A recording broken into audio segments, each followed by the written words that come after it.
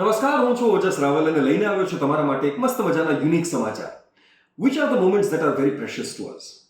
એવી કઈ પળો છે જે આપણને બહુ જ ગમતી હોય છે, એ પળો જે આપણે ફેમિલી સાથે વિતાવતા હોય છે, એ સમય આપણને બહુ જ વહાલો હોય છે. Those are the most precious moments, right? Family time જે કહેવાતો હોય છે. તો એ ફેમિલી ટાઈમમાં આપણે શું કરીએ? આપણે બહાર જમવા જઈએ, ક્યાંક ફરવા જઈએ અને આપણે ફિલ્મ્સ જોવા જઈએ. હું એક ફિલ્મ બફ છું. સિનેમા ખરેખર મારા જીવનનો એક અભિન્ન અંગ છે અને ઘણા બધા લોકો માટે પિક્ચર જોવા જવું એ એક આનંદનો પ્રસંગ છે. ફિલ્મ જોવા જવું, ફેમિલી સાથે ફિલ્મ જોવા જવું એ એક પર્વ હોય છે, એક ટાણું હોય છે. તો એવી જ રીતે અમે બધા ઈચ્છતા હોઈએ છીએ કે અમે જે ફિલ્મોમાં કામ કરીએ લોકો સુધી પહોંચે.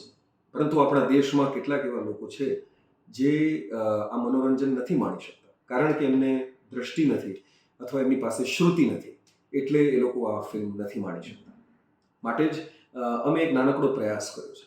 ટૂંક સમય પહેલાં જ રિલીઝ થયેલી ગુજરાતી ફિલ્મ મહારાણી, જે ખૂબ જ સફળ નીવડી, ખૂબ બધો પ્રેમ મળ્યો, not only in Bombay, not only in Mumbai, not only in Gujarat, but all across the nation and even abroad.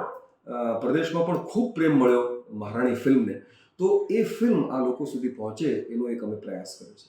અને ખાસ કરીને એ લોકો માટે કે જે લોકો સાંભળી નથી શકતા, આ ફિલ્મ રિલીઝ થશે અને એની સાથે સાથે એ ફિલ્મમાં સમાવેશ કરવામાં આવ્યો છે ઇન્ડિયન સાઇન લેંગ્વેજનો, એટલે ભારતીય સાંકેતિક ભાષા, જેના થકી આ ફિલ્મના જે સંવાદો છે એ એમના સુધી પહોંચી શકે કે જે લોકો સાંભળી નથી શકતા. તો એ લોકો પણ આનંદ કરી શકે, જાણી શકે, માણી શકે અને વખાણી શકે મહારાણી ફિલ્મને, અને એમના પણ મિત્રોને કહી શકે કે આ ફિલ્મ ખાસ જોવા જેવી છે અને હૃદયસ્પર્શી છે.